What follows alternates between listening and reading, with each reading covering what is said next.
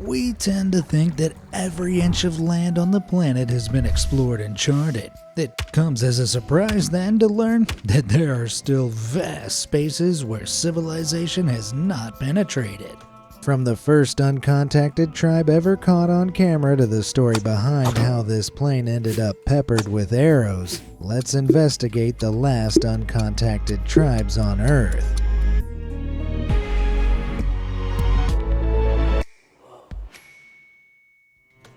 Mashco Puro. One of the most remote and dangerous places on Earth, the vast Amazon rainforest has long been a source of beauty, intrigue, and above all, mystery. But in July 2024, something extraordinary happened that shocked the world. From deep within the Amazon's untamed depths, a large group of uncontacted tribespeople emerged, marking the first such appearance in years. But who are they, and why have they revealed themselves now? Meet the Mashco Puro. With an estimated population of over 750, they are believed to be the largest uncontacted tribe on Earth. But what exactly does it mean if a tribe is uncontacted?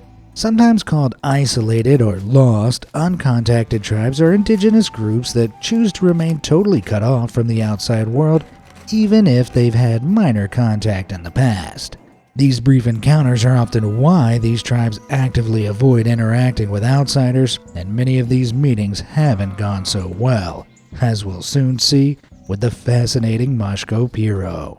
These folks live deep in the rainforest of southeastern Peru near the borders with Brazil and Bolivia in an area called the uncontacted frontier. This region is known for having more uncontacted tribes than anywhere else on Earth. They've survived by living as nomadic hunter-gatherers, moving through the dense jungle, constructing simple palm leaf huts along the banks of rivers, and retreating deep into the forest during the rainy season, avoiding flooding.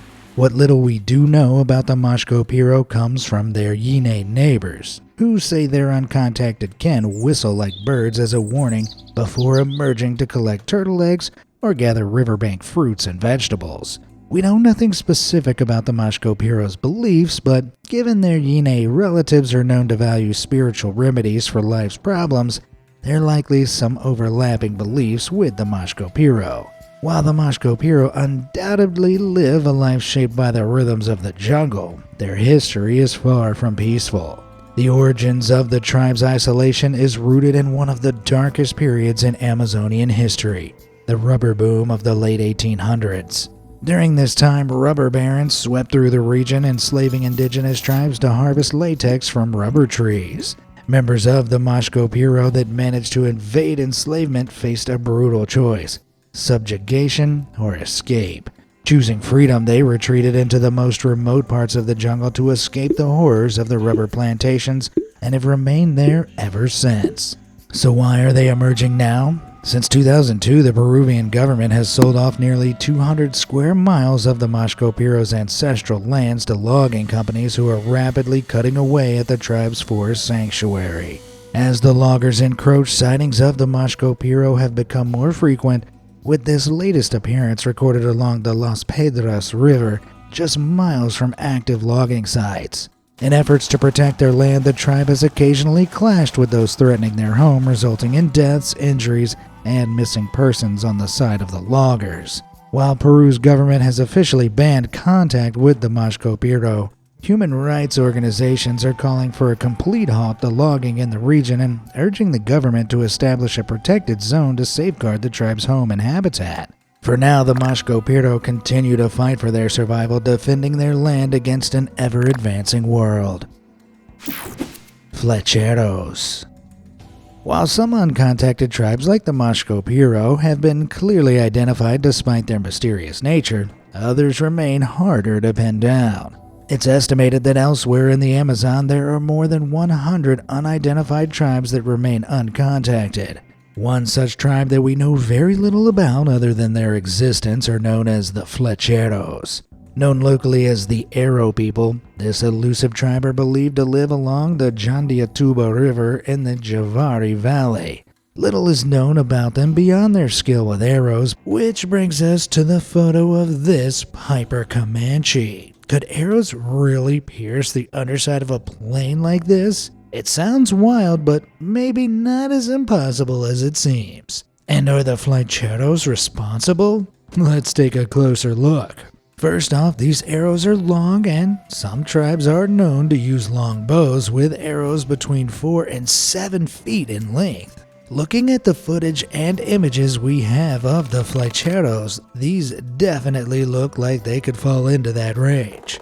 Now here's where it gets interesting. Steel-tipped arrows pierce metal armor in medieval battles, and modern planes, they're mostly made of aluminum, which is softer than steel. And yes, some tribes do use steel-tipped arrows, so technically, a well-aimed arrow could pierce through a plane's hull. One big clue that something's off though, there are no shattered arrow shafts. You'd expect at least a few to break on impact or snap during landing. As it turns out, the plane is actually part of an art exhibit in Buenos Aires. It's called Avio, created by the artist collective Los Carpinteros, who say it's a symbol of modernization. And if nothing else, it got people talking about indigenous issues, which has to be a win. Back to the flecheros, while they weren't the ones behind the arrow-ridden plane, we do know they've attempted to shoot at planes passing over their lands. Aerial photos from 2008 revealed they often cover themselves in body paint. While the cultural significance of the paint and the meaning of different colors remain a mystery, many indigenous groups around the world use body paintings to symbolize animals, indicate the start of a hunt, or for spiritual celebration, among many other reasons. There's been no officially confirmed contact with the tribe, however, some disturbing rumors of encounters with them have emerged. In 2017, locals reported encountering 2 illegal gold miners in local bars bragging about causing the tribe's extinction, details of which are too shocking to share here on YouTube. Unfortunately, the truth behind this alleged tragedy is likely to remain vague, as any potential survivors would be unable or unwilling to speak to Brazilian authorities. Invaders like these feel they can get away with most everything when it comes to their actions on uncontacted tribes' territory. While it's reported the 2 men were arrested for their claims, sadly, it seems there's been no confirmation that the flecheros even remain. Hopefully, they've simply retreated deeper into the Amazon and continue to avoid detection. Shompen. Moving away from the Amazon for a moment, another isolated tribe facing threats from modernization is the Shompen of Great Nicobar Island, India. Numbering around 300, the majority of this indigenous group remain uncontacted, refusing any interaction with outsiders, whether well-intended or not. As nomadic hunter-gatherers, the Shompen traverse the rainforests that cover 95% of the 350 square mile island, living off the land. They're known to gather various rainforest flora and fauna, with their staple food being challah, a strange segmented fruit said to bear a sweet tropical flavor. The tribe also hunts animals like monkeys, pigs, and even crocodiles. As for cultural practices, experts believe the Shompen worship the moon, which they believe to be responsible for the creation of the universe. While a few Shompen have occasional contact with neighboring indigenous tribes, most remain in the rainforest and reject outside contact. The Indian government's attempts to reach them have often ended in violence, with reports of the tribe defending their territory by hurling spears at intruders. But it seems the government aren't willing to simply leave the Shompen alone.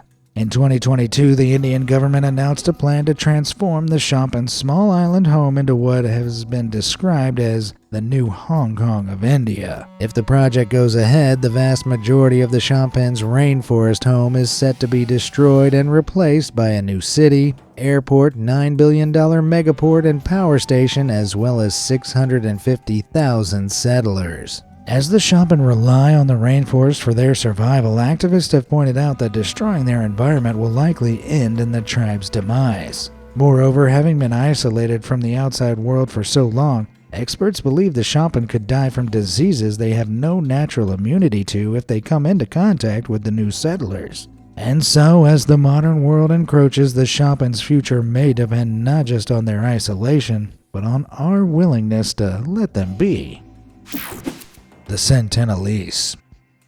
Off the coast of Myanmar, the dense jungle of North Sentinel Island conceals one of the world's most enigmatic and infamous mysteries, the the Sentinelese tribe. Thought to be directly descended from the first humans to leave Africa, experts believe the Sentinelese have lived on North Sentinel for 60,000 years, dating back to the Stone Age. Little is known about their culture, but they maintain a hunter-gatherer lifestyle, surviving through hunting wild pigs and birds and foraging fruits and root vegetables rather than farming. The tribe uses boats to hunt for seafood on the reef, and photos reveal a variety of weapons suited for jungle hunting. Though only 5 miles long and 4 miles wide, this seemingly insignificant island has garnered global fascination as the most forbidden island on the planet.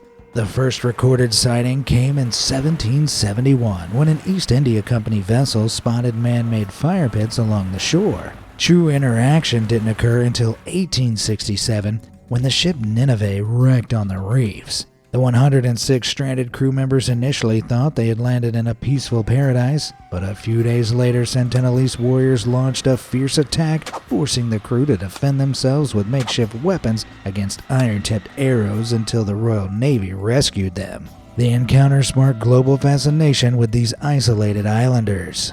In 1880, British officer Maurice Vidal Portman led an expedition to the island, capturing 6 Sentinelese, 2 elders and 4 children, to learn more about the tribe. However, the isolated people had no immunity to common infectious diseases, and the 2 elders died shortly after being taken. Portman, in a panic, returned the terrified children to the island along with gifts to smooth relations. This ill-fated attempt to study the Sentinelese left a legacy of misunderstanding, mistrust, and unintended consequences.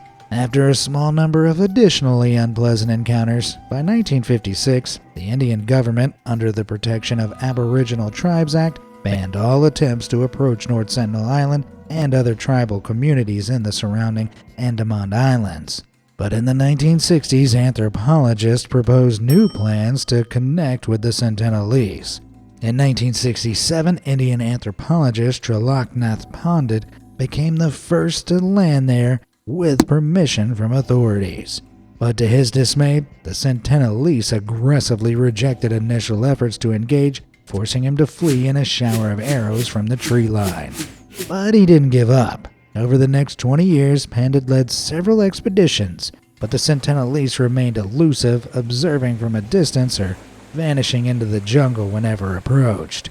Still, Pandit was unperturbed. After countless attempts, a breakthrough came in 1991. As Pandit's boat floated offshore, a group of Sentinelese emerged from the tree line and waded into the water. Pandit's team met them with coconuts, which they accepted.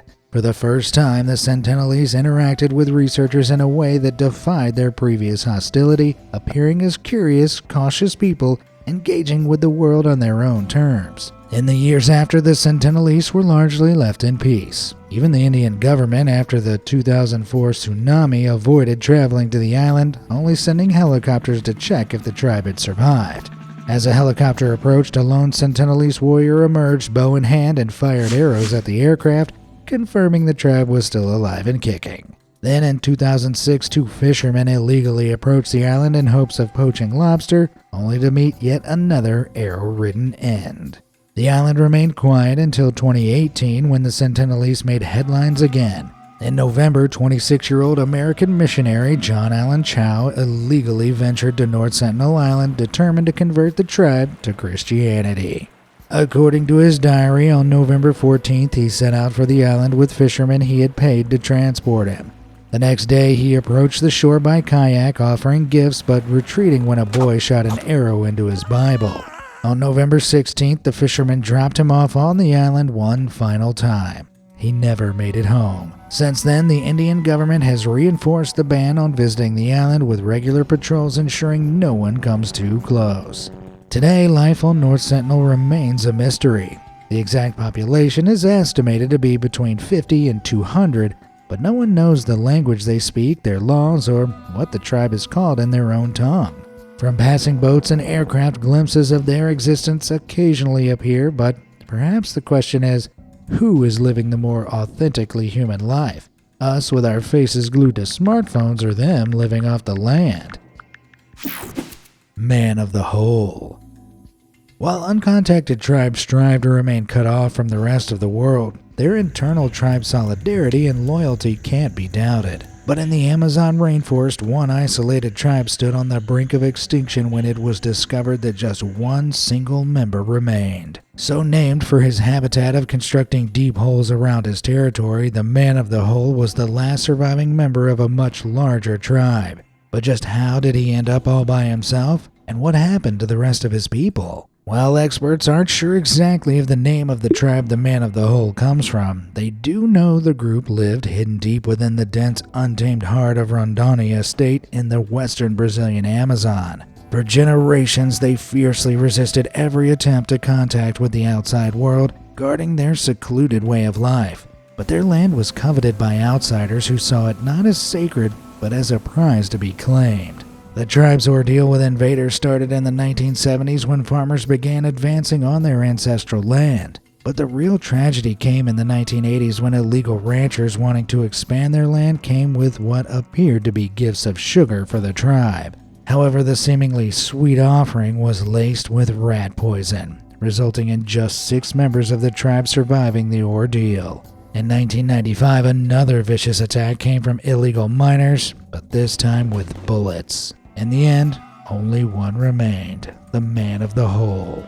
It wasn't until a year later in 1996 that the world learned the Man of the Hole had survived the ordeal when a documentary team traveled through the Amazon to investigate the incident. Over the years, Brazil's Indigenous Affairs Department, known as FUNAI, attempted to contact the man with representatives from neighboring tribes in an effort to learn more about his people. But the Man of the Hole, likely traumatized by his past experience with outsiders, refused to engage and hid away in his self-built house. Feeling threatened, he made his presence known one time in 2005 when he successfully shot an arrow at FUNAI staff attempting to make contact. In response, FUNAI canceled all future plans to engage with the man and instead extended his designated territory, meaning he could live on without disturbances. All went quiet until 2018 when footage of the man reportedly shot in 2011 circulated online. But the question was the Man of the Hole still alive and well? Sadly, on August 23, 2022, the Man of the Hole was found to have passed away in a hammock inside one of his makeshift straw huts. With no sign of violence or any interference from outsiders, experts concluded that he died of natural causes at an estimated age of around 60. While the death of the Man of the Hole sadly marked the definitive end of his tribe without revealing any details about them, it's comforting to know that his life came to a peaceful end far from the prying eyes he'd always endeavored to avoid. Waorani. While some tribes choose isolation from the outside world, a few have evolved in ways that set them apart entirely, shaping their very biology to suit a life unlike anything close to our own. Located in the upper Amazon basin of Ecuador, the Waorani tribe are split into various clans living in voluntary isolation, maintaining a hunter-gatherer lifestyle. The Waorani primarily hunt monkeys and other small animals as their major food source by climbing trees and using spears and poison dart blowguns. Due to their long-standing practice of tree climbing, there is evidence the Waorani people experience physiological adaptations in their feet that develop as they age. It's thought the near constant barefoot exposure to rough terrains and the need to constantly climb trees flattens their feet and splays their toes over time, allowing for easier grip. Some Waorani have even been reported as possessing 6 toes on each foot, as well as 6 fingers on each hand. This genetic quirk may have passed more quickly on through their relatively small population of a few thousand individuals and may provide more stability and possibly even superior climbing grip to those possessing it. For hundreds of years, the Waorani lived in isolation from the outside world with no confirmed instances of contact. That was until January 1956 when 5 American Christian missionaries attempted to meet the isolated Waorani tribe with disastrous consequences. The missionaries initially dropped gifts from a plane to establish goodwill and set up a camp along the Curare River. But a few days later, the Waorani warriors attacked and all 5 men perished. Despite the tragic outcome, the event did not mark the end of efforts to establish friendly contact with the Waorani. Several of the wives and relatives of the missionaries later returned to the area in a bid to continue the work of their loved ones. Over time, relations between the Waorani and the outside world gradually improved.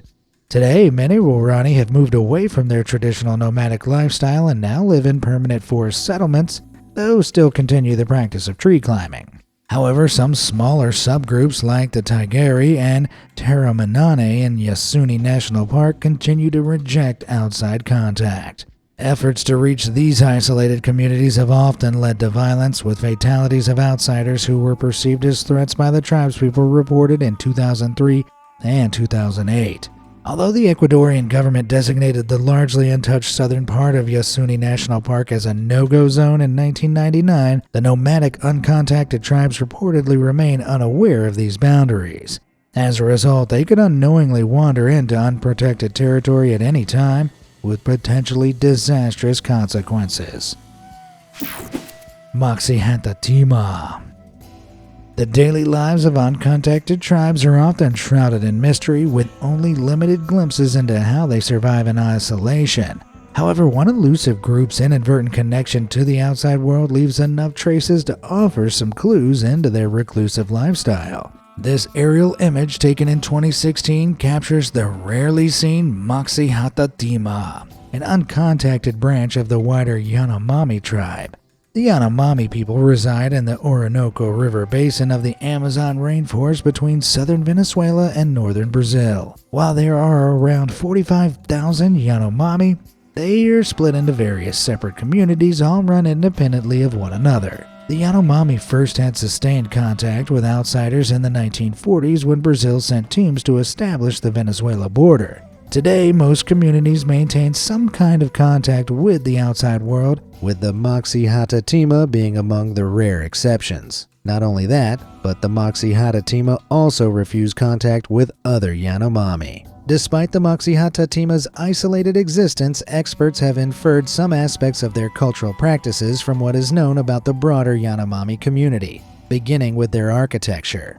Like the Moxihatatima, the Yanomami live in large circular communal enclosures called llanos.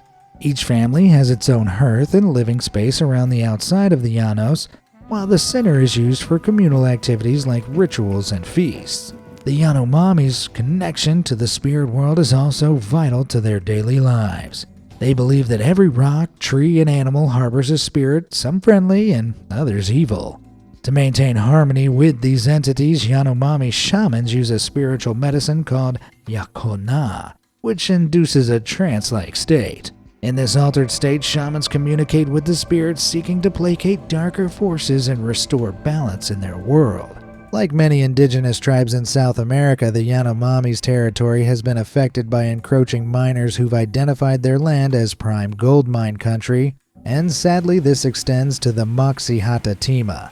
While the Moxihatatima still reject contact even with other Yanomami groups, the broader Yanomami community that is engaged with the outside world continues to advocate for the rights and welfare of their uncontacted relatives. Hopefully, it proves enough to protect their more isolated kin.